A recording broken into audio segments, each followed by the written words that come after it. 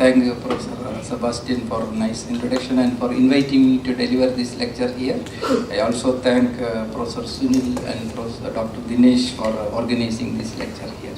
I thank the Infosys Science Foundation for presenting me this prestigious Infosys prize in physical sciences in 2018.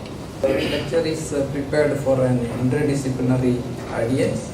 So at very basic level, without using any technical terms. So if you have any questions, please feel free to interrupt me and ask questions.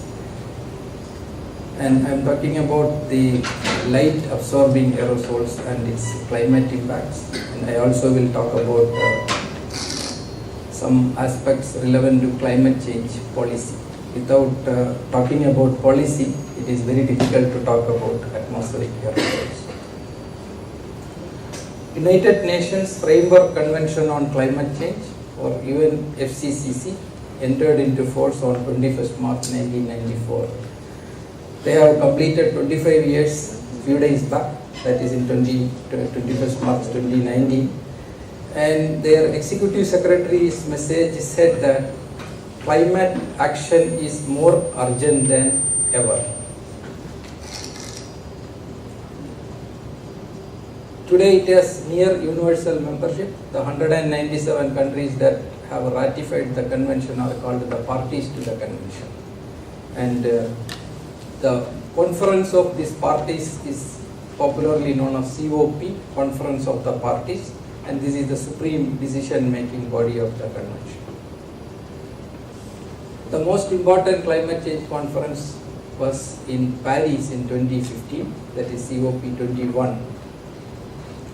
In this meeting, all the parties or nations have announced their intended nationally determined contributions. That is their climate actions to achieve the commitments in this conference, and that is the main objective of this conference was to limit the increase in global average temperature to well below 2 degrees Celsius. So India also made a few commitments. One is reduction of its emissions intensity by 33% by 2030 compared to its value in 2005, and plan to derive 40% of its electricity from renewable energy sources, and create additional carbon sink that is equivalent to 3 billion tons of carbon dioxide by increasing the forest cover. The Intergovernmental Panel on Climate Change, or IPCC, set up by the World Meteorological Organization and United Nations Environmental Programme in 1988, that is to assess the science related to climate change. IPCC regularly provides assessment reports on the scientific basis of climate change, its future risk, and various options for mitigation and adaptations to policy methods. And these are mostly advisory in nature. There is no binding on the nation that they have to follow the IPCC guideline, but this forms the basis for discussions or negotiations in UNFCCC meetings. Kyoto Protocol was adopted in 1997, and this protocol recognizes that developed countries are principally responsible for the current high levels of greenhouse gas emissions in the atmosphere as a result of more than 150 years of industrial activity, and places a heavier burden on developed nations. That is developing nations actually. So in summary, increase in carbon dioxide concentration was believed to be the major cause of such a temperature increase at that time. IPCC released a special report on global warming of 1.5 degrees Celsius. The main objective of this special report, was to examine whether we can still limit the global warming to 1.5 degree above pre-industrial levels, which is an ambitious target, as you know. So this report recognizes that we are already facing the consequences of 1 degree warming that is current level of warming, such as sea level rise, shrinking of Arctic ice, and increase in the occurrence of extreme weather events.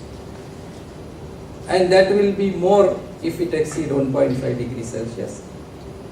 And this, they recommend that it is still possible to limit the global warming to 1.5 degrees Celsius theoretically, but rapid actions and global cooperation are required. They recommended that the anthropogenic CO2 emission should reduce by 45% of the current value by 2030, which is definitely an ambitious target. In all these discussions on climate change, that is anthropogenic climate change or human-made climate change, the main focus is warming due to greenhouse gases. But there is another species in the atmosphere which is very important and can affect climate significantly, that is atmospheric aerosols. These are particles of solid or liquid phase suspended in the atmosphere, and we cannot see them, but we can feel their effect through the optical effect, that is the scattering in the atmosphere, because the typical size of an aerosol is 0.5 micrometer and making it radiatively very active in the visible wavelength region, because the size of the particle is comparable to that of green wavelength, that is maximum in the sunlight. So according to scattering theory, the scattering effects will be maximum, and the typical lifetime of these particles are several weeks to several months. They can be either natural aerosols or man-made aerosols, mineral dust from desert regions, sea salt from ocean, volcanic dust, oceanic sulfate, these are all part of natural aerosol system. And industrial sulfate, black carbon, that is soot coming from either vehicular emission or biomass burning, they contribute to these anthropogenic aerosols. And their radiative properties or their ability to interact with radiation depends on their chemical composition, which in turn determines the refractive index. For example, the sea salt particles, which are completely scattering type, they cool the planet, they are called cooling agents, but highly absorbing black carbon aerosols are warming agents, and whether it is aerosol system cool or warm the planet depends on the relative dominance of various aerosol species contributing to different locations. Any pointer? So there are major differences between scattering and absorbing aerosols. Light scattering aerosol scatter part of the radiation back to space and also reduce the radiation reaching the surface. Because of scattering, some part of the energy is lost from the incident beam. So atmospheric absorption here is zero, and hence warming is also zero. So they cannot warm the atmosphere, but it can cool the atmosphere because part of the energy is going back to space. And in case of absorbing aerosols, light absorbing aerosols, atmospheric absorption is greater than zero, and it can lead to a warming because absorbed energy will be utilized to warm the atmospheric layer it is present. So there will be a decrease in the radiation reaching the Earth's surface, and there is a warming of the lower atmosphere. So there are implications to such a condition or scenario. I will tell you in a few minutes. And if these particles are large, if it is small, then the effect is only to the light absorbing or light scattering. But if the absorbing particles are large, there are some occasions you will have large particle size, then it will have an effect on the energy coming from the Earth's surface also. That is simply Stefan-Boltzmann law.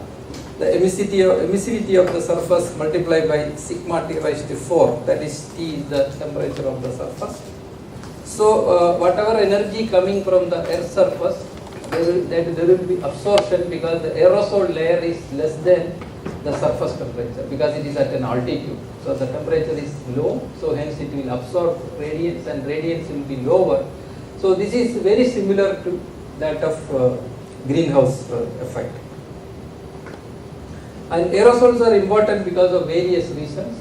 The main reason is its radiatory effects, and because it has the ability to affect radiation, it can impact climate, satellite remote sensing, and agriculture, and it can affect health because it can be inhaled into the system and it can cause a lot of respiratory problems. In 2014, the World Health Organization or WHO classified suspended particulate matter as carcinogen.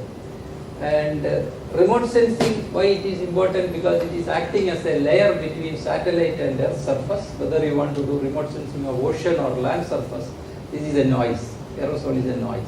And agriculture, because it is decreasing the surface reaching radiation. So especially in high latitude locations, already the solar radiation intensity is low. So there will be further reduction of radiation that can affect the crop yield. So I will be talking about mostly climate impact. Aerosol can affect climate through directly or indirectly, and directly by scattering incoming sunlight back to space and absorbing sunlight. I will tell you more about it. Indirectly, the aerosol can act as cloud condensation nuclei, and hence it can modify the properties and lifetime of clouds. Because if you have a given amount of water vapor, you have a large number of aerosols, then the water vapor will be divided into all these particles. It will condense on all the particles, and you will have a large number of small particles, and there will be no rain, because very small cloud droplets will not rain. It is needed to be large for falling as rain. During early to mid 1990s, the climate science community was focused on light scattering aerosols, as all of us believed that aerosol cooled the planet. That was the belief during early to mid 1990s. For example, the climate observatory set up in the Minicoy island of Lakshadweep group by the Indian Space Research Organization was mainly to study the generation of sea salt aerosol due to sea surface winds and transport of mineral dust aerosol from West Asia to Indian Ocean. And any ocean based measurements we have conducted in that region.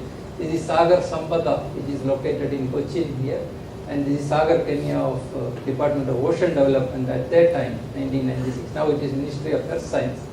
And all these experiments were focused to study light scattering aerosols. The International Indian Ocean Experiment, or INDOX, was conducted during 1996 to 1998. For the first time, an Indian Ocean aerosol model was developed which could successfully explain the measured radiation budget of the Earth atmosphere. This is surface reaching solar radiation measured and modeled, and we could successfully explain by incorporating this model in radiative transfer model. And we also demonstrated that even though this is black carbon, you can see here, black portion, it's contributing only a small fraction of the aerosol mass, that is 6%. It contributes 11% to aerosol optical depth and about 35% into radiative impact. And this is the only technical term I am using in this lecture, aerosol optical depth, which is a measure of aerosol loading in a vertical column of atmosphere of unit cross section. And it is mathematically expressed as the integral of extinction coefficient from the surface to top of the atmosphere following Lambert-Beer law in optics. So what you can understand simply is that aerosol optical depth is more, means your column concentration in the atmosphere is more. That's all. So more aerosol optical depth means it's a more aerosol loading in the atmosphere. So INDOX experiments brought to light the importance of light absorbing aerosol, specifically black carbon aerosols.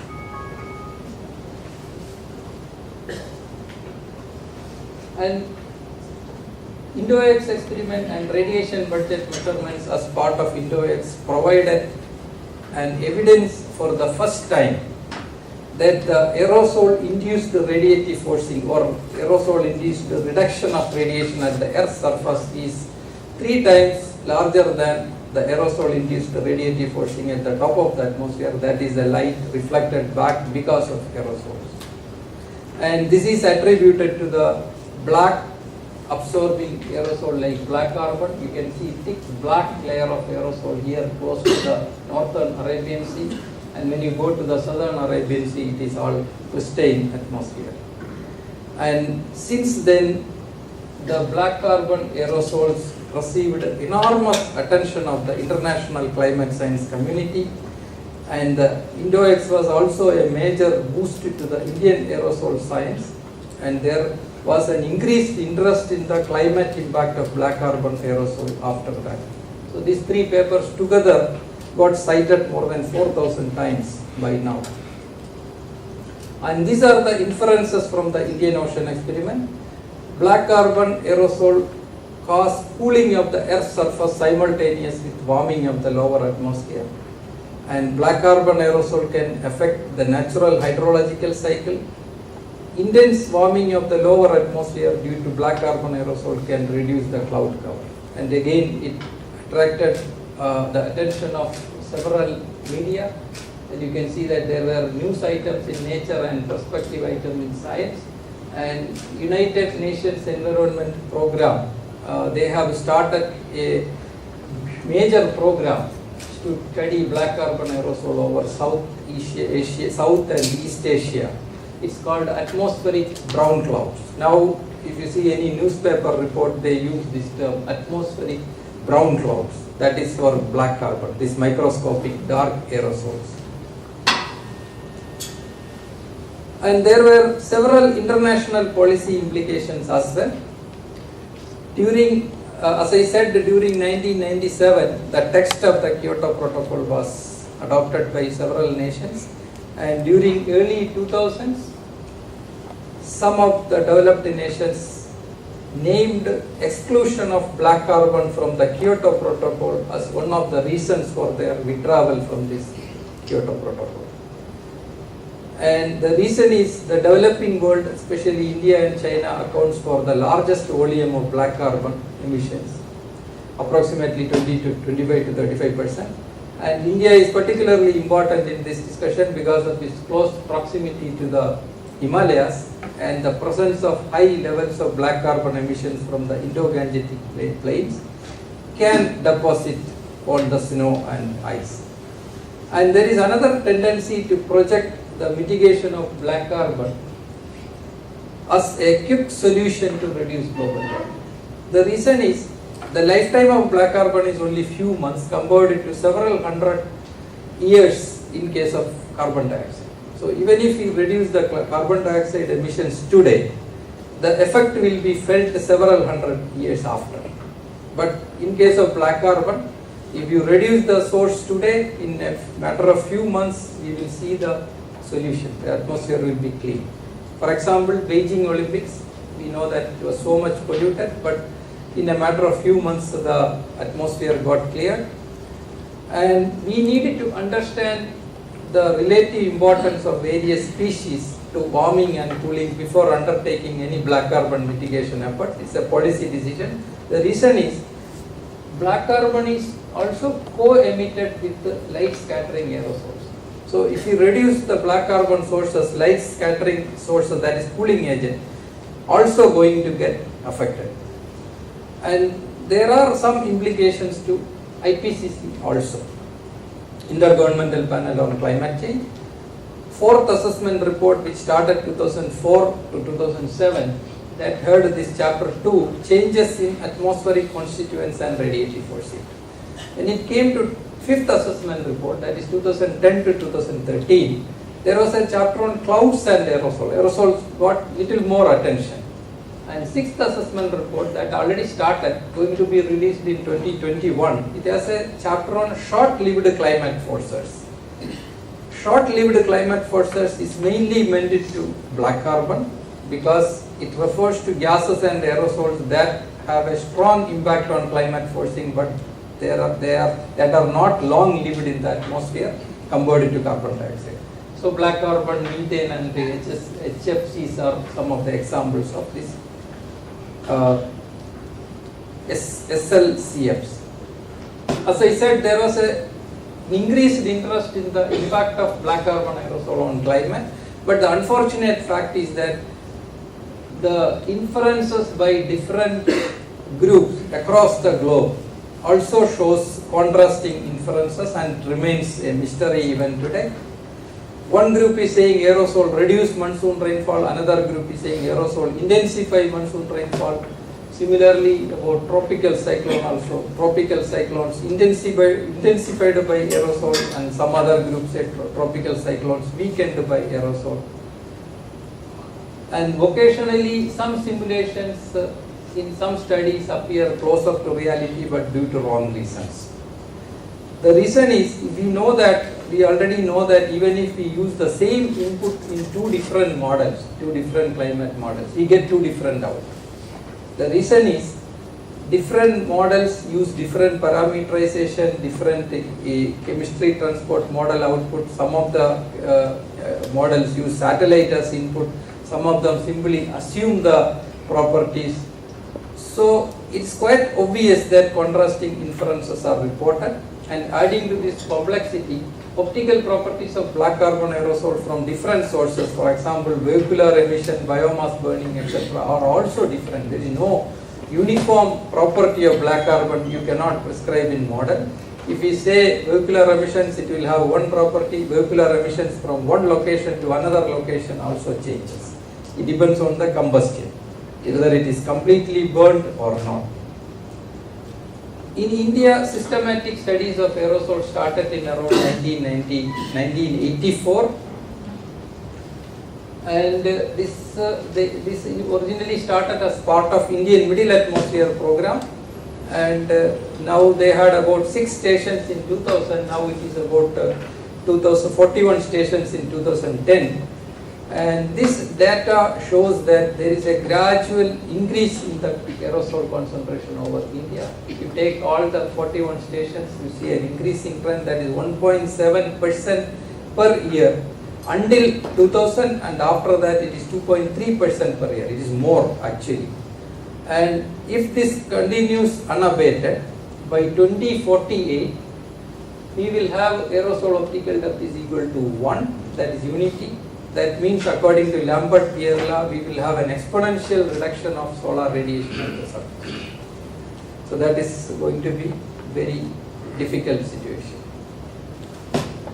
And one question we have been addressing during the early 2000s was that whether aerosol microphysics and chemistry explain the radiation budget. That means, if we measure the aerosol radiative impact, whether the model which employs measured aerosol microphysics and chemistry can explain the observed changes in the radiation.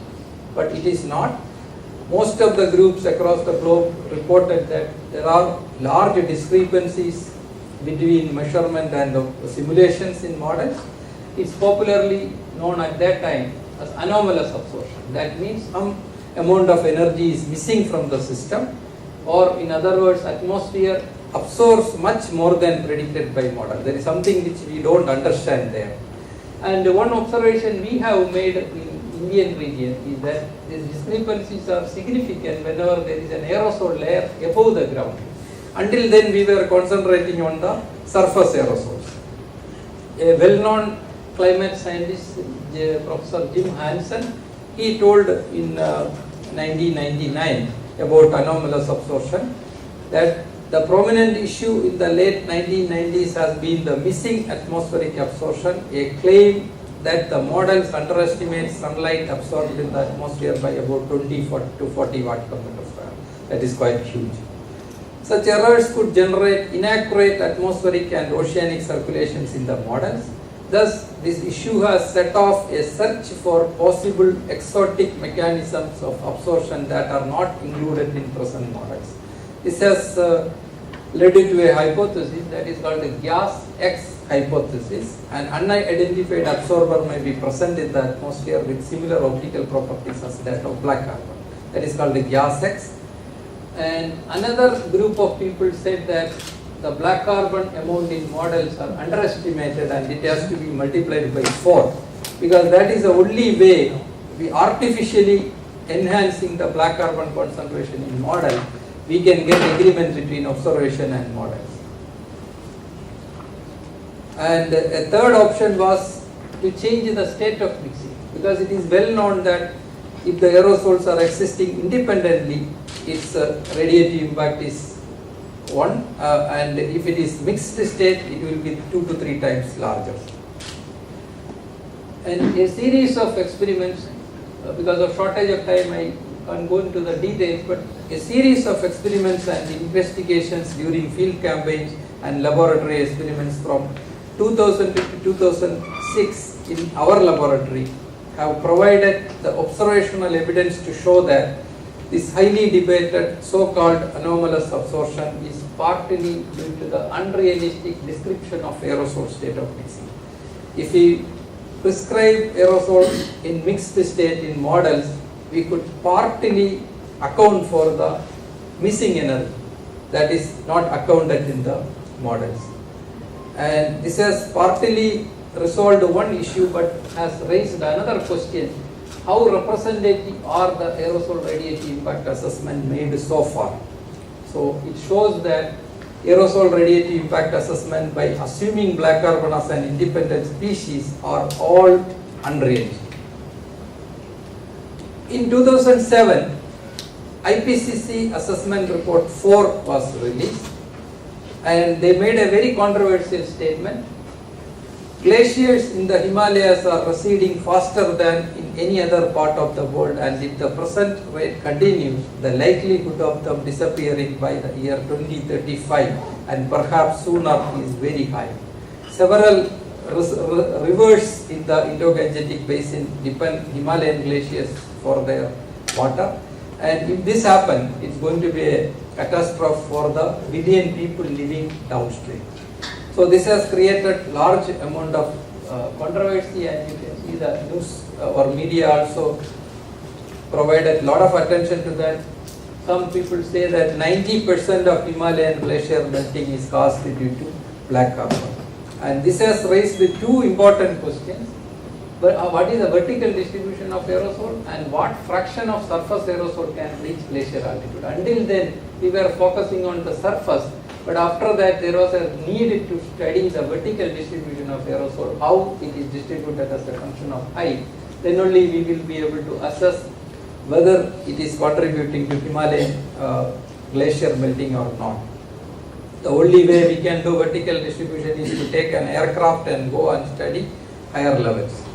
Indian Space Research Organization has an aircraft. This is a Beechcraft 200 model research aircraft, and we have requested the aircraft, and we have obtained from 2006 to 2016 for so many campaigns, and it is called Integrated Campaign for Aerosol Gases and Radiation Budget, and this was an extensive multi-institutional, multi-platform field experiment carried out over the continental India and adjoining ocean. It's the biggest campaign ever conducted over the Indian landmass.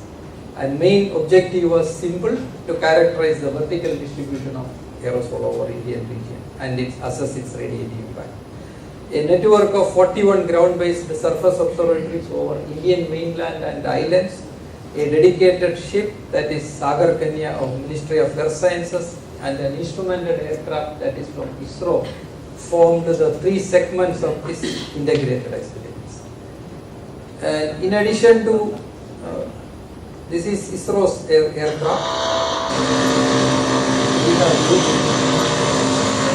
And in addition to this, we also have used the facility for airborne atmospheric measurement, that is FAM from United Kingdom, UK aircraft, that is a Natural Environment Research Council aircraft. This is brought by the Ministry of Earth Sciences, and it provided lot of information about the vertical distribution of aerosol. One is most of the Indian region, we found that is characterized by elevated aerosol layers. It was strange because most of the aerosol sources are close to the Earth's surface, but we found that maximum aerosols are located at an altitude.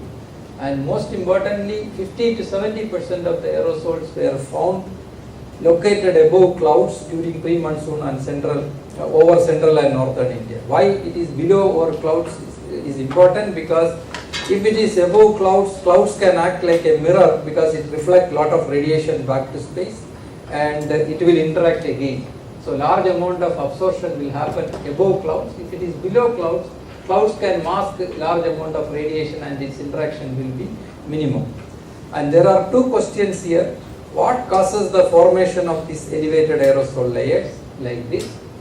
And what causes the large discrepancies between model and observation? We have resolved the column atmosphere problem, but now we have vertical distribution, so we find that from 2 to 3 kilometers we have a huge discrepancy between model and observations. And we have used the radiosonde profile. We have facility to send sensors in radiosonde payload, and we have this vertical structure or thermal structure of the atmosphere. We found that two convectively unstable layers, one from the surface to about 1 kilometer altitude and another from about 1.7 kilometer to 3 kilometer, and a convectively stable atmospheric layer sandwiched in between, which can act as a conduit for trapping these aerosols and provide a pathway for long range transport. And that is the reason aerosols are trapped between two layers. It cannot go anywhere, it is like a conduit. So that is the reason for that. And the question of large discrepancies at 2 to 3 kilometers is still remain unknown. And we also found that the height at which the aerosols are located is more. It goes from about half kilo to 1 kilometer over the northern Indian Ocean to about 4 to 5 kilometers when we go to central India and northern India. So the layer height is showing a gradual increase in the altitude of the layer. And we don't have any option. As I said, it is very expensive to conduct aircraft experiment. We cannot do year-round measurements over the continent, but we have fortunately this space-borne LiDAR instrument on board Calypso satellite of NASA and CNES. And that satellite, even though it cannot provide much information about it, but it can provide the extinction coefficient, that is a measure of aerosols. But it clearly shows that this is Himalayan region, and it is clearly showing that it is all accumulated near the Himalayan region. So the layer height is very small over southern Indian region and gradually goes up, and it is a kind of same all over the northern latitude. And it is very much essential to have microscopic features of aerosol to have an accurate impact assessment. And since we have large discrepancies between model and observations, we have done scanning electron microscope images, because it is well known that if aerosol exists independently, we cannot, its radiative impact is much small, but if they are in mixed state, the radiative impact can be 2 to 3 times larger. So it may not be the missing energy, but it may be we are not accounting the energy properly or prescribing the aerosol properly. And here we found the shell and core area, which is mixed aerosol, how it is mixed in the atmosphere by using an image processing technique, by mapping image pixel intensity ratio values retrieved from energy dispersive spectroscopy or EDS, and we found that about 61% of the aerosol surface is covered with an identifiable shell, and it's two different chemical composition. This blue is one composition, this black is carbon actually, the blue is dust actually here, we found it from the chemical composition analysis. And of the entire shell area, around 47% is composed of carbon and the remaining 53% is composed of elements of dust origin. Summary is that after analyzing 1500 samples, large dust aerosols are contaminated with black carbon and partly fine dust. So this kind of aerosols will have a radiative impact 2 to 3 times larger compared to independent aerosol species. The same aerosol type, if they existed independently, their radiative impacts would have been much lower. So that is very important observation, because we incorporate similar aerosol in the model, it can account a large amount of energy. So it is not missing actually. This is a summary of all our aircraft campaign observations, and we found that most of the aerosol over southern part of India is below clouds, it is shading. Clouds are shading the aerosol, so there is not much interaction between sunlight and aerosol. and only 10 to 20% of aerosols are above clouds. And over northern part of India, 50 to 70% of aerosols are located above clouds, and because of that, there is an intense warming because of reflection from the clouds. It's again contaminated dust, contaminated with black carbon, so it has huge warming potential, and the warming effect is so high. So the summary is that this can create an aerosol-induced north-south temperature gradient at 4 kilometer altitude. So what is the consequence? If we put this in models, we can see that such a strong absorption and consequent warming above clouds can trigger dry convection, and that can force the moist atmosphere from the southern part of India towards north, and it goes towards north and goes up. So this is the first realistic measurement, three-dimensional picture of aerosol over Indian region, and nobody has incorporated such a scenario in global climate models. All the climate impact assessments I have shown before, which shows contrasting inferences, they have either used the chemistry transport model outputs or satellite data in their model, not a really measured over Indian region, data over Indian region was not incorporated. And if we incorporated that in model, we have used a weather research forecast model. What we found is that if this is the scenario, it is, because it is measured data, it's not an assumed data or satellite data or derived data, it is measured data.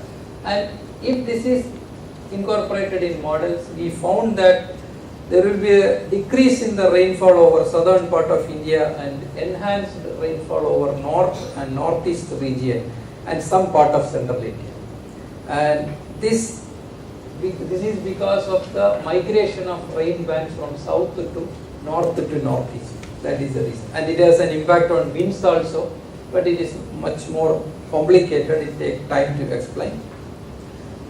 In 2012 and 2013 period, just before the release of IPCC Assessment Report 5, there were several reports which claims that the actual black carbon radio impact is much more than we thought. And again, it has anything related to black carbon or aerosol attract the attention of the media. You can see that if you search simply, you will see hundreds of media reports on every report or paper published on aerosols. And this is having the tone, you can see that the tone of various reports indicates tremendous implications to international climate change policy. And the most important one is ICSU, International Council for Scientific Union, says that black carbon and warming, it is worse than we thought. So a fraction of the scientific community or climate science community, including some of us, were not convinced. I was a lead author in IPCC Report 5. So we felt that the evidences presented are not adequate to substantiate the conclusions. So we have checked our RFNet data, and we found that actually the black carbon over Indian region is decreasing. This is a data from Trivandrum where we have longest data. And even if we take all over India black carbon mean concentration after 2010, there is a decrease. There is no way black carbon radiative impact can be larger than we actually thought. So we have a strange situation here. I already shown you that from the same RFNet data, that aerosol concentration in the atmospheric column is increasing. I already showed. But we have a decreasing trend in surface aerosol concentration, especially BC, which contributes significantly to the column. So the only possibility is that growing emissions at higher atmospheric levels. It is not at the surface, but something is happening at higher atmospheric level, which is increasing. That is the only possibility which we can have these two different things. This is an image from again Calypso spaceborne LiDAR. You can see that contribution of the atmosphere above boundary layer to the column optical depth is increasing. So our inference is substantiated here. So how to study higher atmospheric level? Because our Director General of Civil Aviation did not provide us permission to fly our small aircraft to higher levels. So we had only one option: use the National Balloon Facility of TIFR is located in Hyderabad. It's a huge 109,000 meter cube balloon, and it can take a payload of 350 kilogram up to a ceiling altitude of 35 kilometers. So we have used this platform and did lot of experiments. This is the balloon. We are filling the hydrogen here. And you can see the size of the person under the balloon.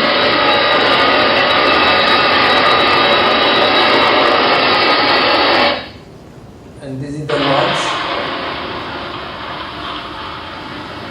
These are all part of the balloon. It becomes so big when it reaches the higher levels. This is the parachute, so that this is the payload. Some altitude we can send a telecommand to blast the balloon, and we can retrieve the equipment using that orange color parachute. This is the balloon.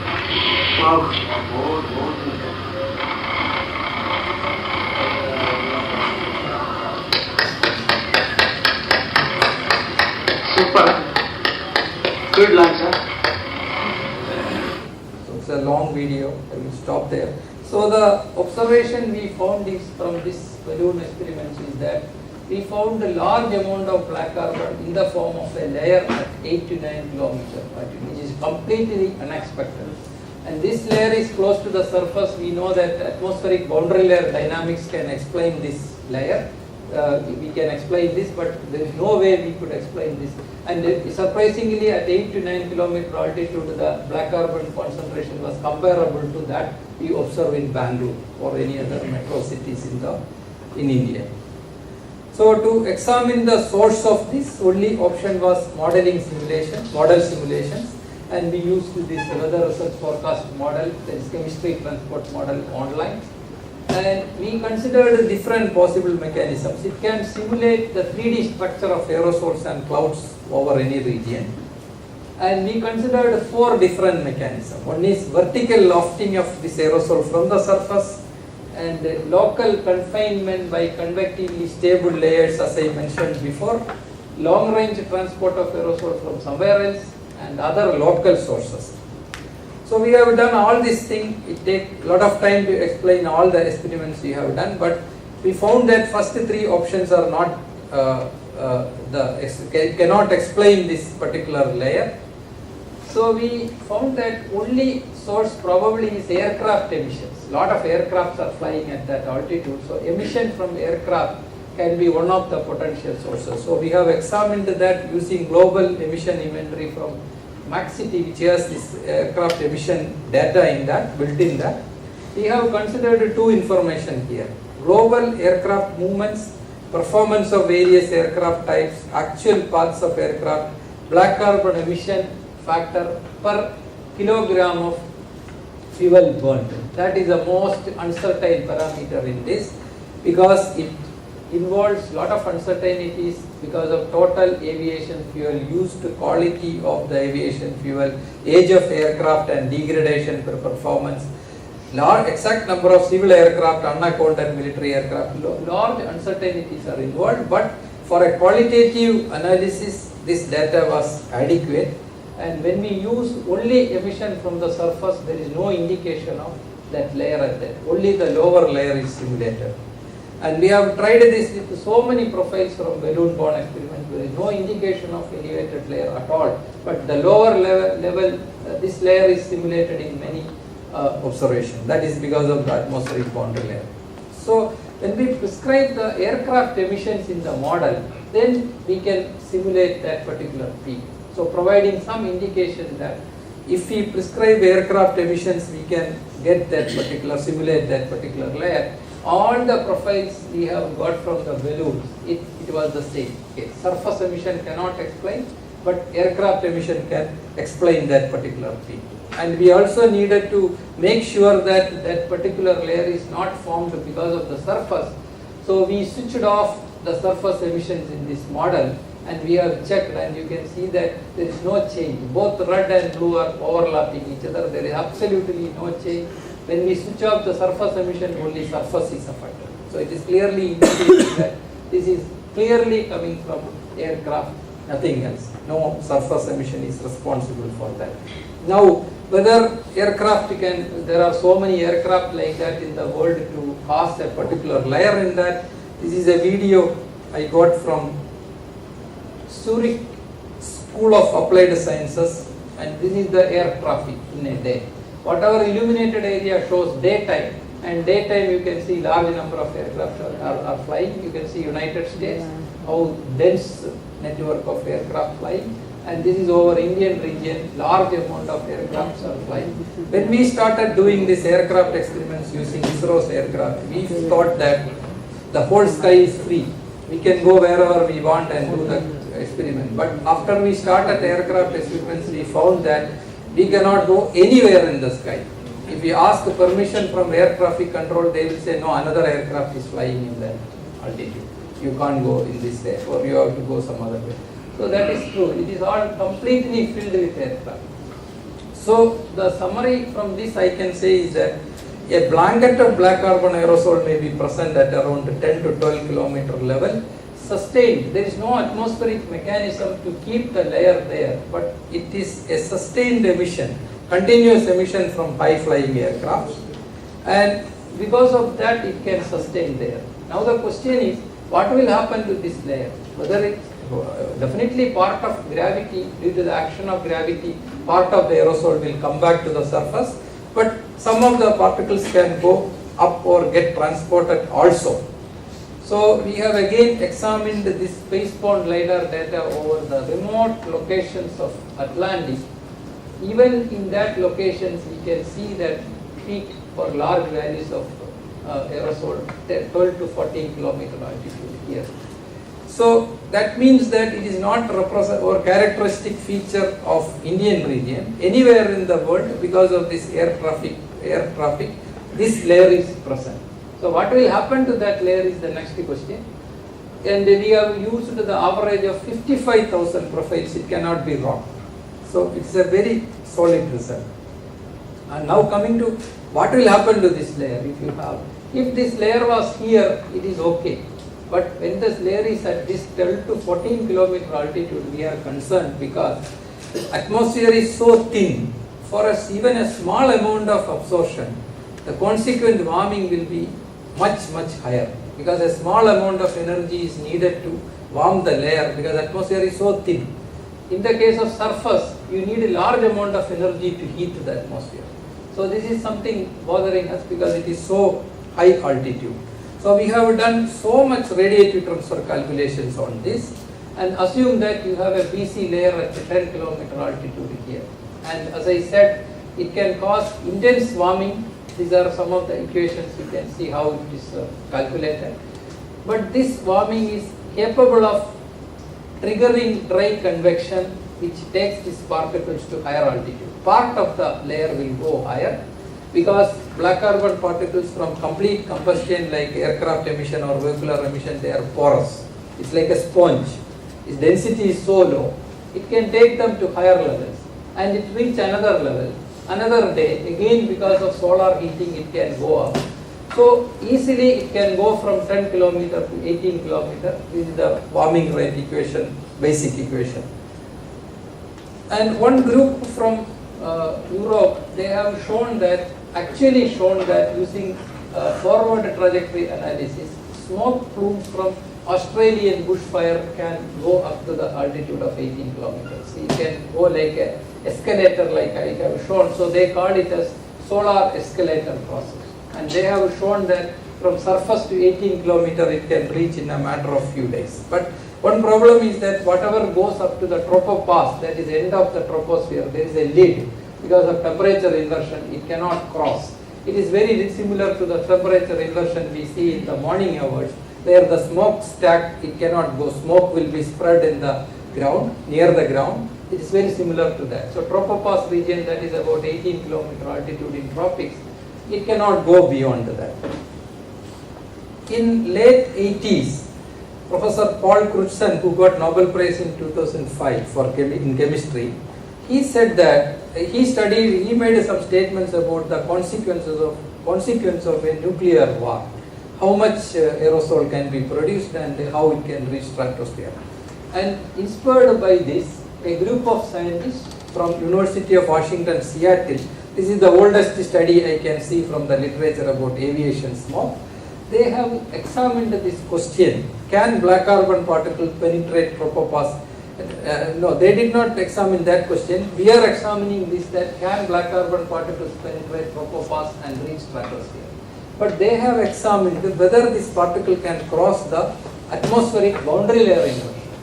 So they used this fire research facility and controlled burning of aviation fuel at Tintal Air Force Base in Florida. And they found that the aviation smoke is strongly absorbing nature and it can cause intense warming.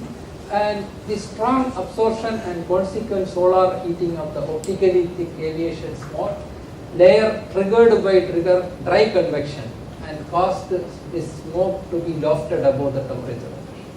So if the aviation smoke can penetrate the boundary layer temperature inversion where atmosphere is so thick, then it is very easy for the particles to penetrate the tropopause height also, the lid also. That is our inference. There is no evidence, but this is what we believe. This is a model simulation which shows if you have a surface and elevated emission from aircrafts, how much it can go, and it is saying that up to 16-17 kilometers it can easily go, and if you have only aircraft emissions also, it can go around 15 kilometers only. No evidence that it can go beyond 18 kilometers, that is stratospheric altitudes.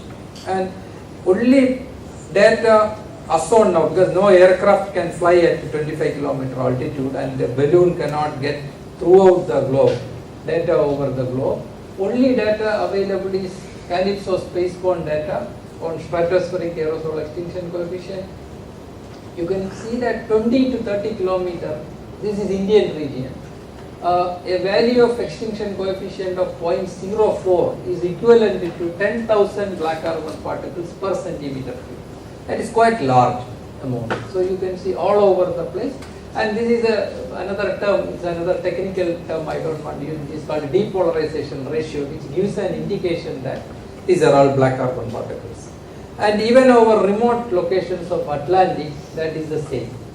So we believe that all these aerosols in the stratosphere are because of aircraft emissions and which is getting transported to higher level, because there is no other mechanism which can take the particles to this level. And there is a reason, some of them are LiDAR observation from the ground and some of them are aircraft observation using a LiDAR. The problem is that it is very dangerous to have black carbon in the stratosphere. That is why we are worried about this issue, because aerosols are shown to interact with the gaseous environmental chemicals, and one potentially important reaction is ozone decomposition on black carbon aerosol. Stratosphere, we have the protective ozone layer, and if this is true, this is only shown in the laboratory, not in the field. And some studies say that aerosol can provide a surface on which chlorine gases in the cold polar stratosphere can cause reaction that intensify destruction of ozone. So that means it can destroy ozone and it can delay the recovery of ozone hole, the existing ozone hole, by several years. And another study say that loss of ozone on black carbon aerosol was investigated in laboratory, and the rate of reaction has a positive temperature dependence. And as I said, the same aerosol which can produce a small amount of warming near the surface, if we take the aerosol to higher levels, it can cause an intense warming because the atmosphere is thin there. So if the black carbon is going to heat the stratospheric altitude by 5 to 10 degree Kelvin per day, then this positive temperature dependence of this ozone depleting reactions will have significance. So far we have heard about the effect of climate change on aviation, like recent floods in Cochin airport was closed in August 2018, and September there was a typhoon Jebi. The international airport at Osaka, Japan was closed, and the clear air turbulence is on the rise because of climate change. And now we have a case, effect of airplane emissions on climate. It is on the reverse side. But I would like to make one remark here. are we in a position to make a conclusive statement regarding the role of black carbon aerosol on stratospheric ozone? It is no, because all these chemical reactions which I have shown, they are all conducted in laboratory conditions and were not performed under the same conditions as found in the upper troposphere, lower stratospheric region. And reaction probabilities may be quite different. And finally, only a small fraction of aerosol may reach stratospheric heights. We do not know what fraction of this emission is reaching there. It's all based on some model studies or some radiative transfer simulation. We believe that it's there, but it is there for sure because spacebound LiDAR observations are showing large amount of aerosol. But an accurate assessment is definitely essential. And before I close, these are some of the inferences which I have. It's definitely dangerous to have black carbon aerosol in the stratosphere. And amount of black carbon which can reach the stratosphere is still an open question. It's not yet known.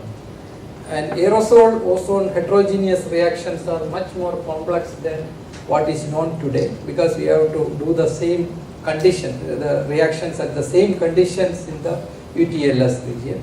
And it requires definitely an integrated approach involving direct measurements at stratospheric level. We don't have an aircraft which can fly at that level, but some other countries like USA and Europe, they have that kind of aircraft.